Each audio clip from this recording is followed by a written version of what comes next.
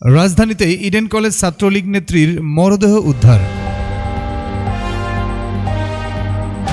রাজধানীর লালবাগের একটি সাবনেট বাসা থেকে শায়লা আক্তার নামে ইডেন কলেজের এক শিক্ষার্থীর লাশ উদ্ধার করেছে পুলিশ।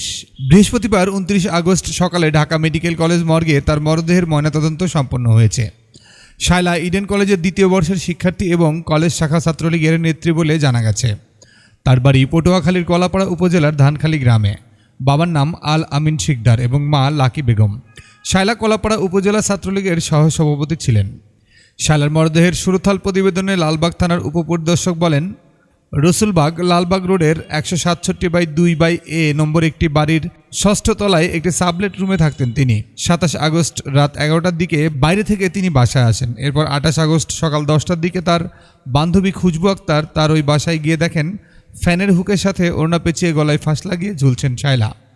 পরবর্তীতে তার মাধ্যমে খবর পেয়ে বেলা 3:45টার দিকে ওই শিক্ষার্থীর লাশ উদ্ধার করা হয়। তিনি আরও উল্লেখ করেন, শায়লার গলায় অর্ধচন্দ্রাকার কালো দাগ রয়েছে।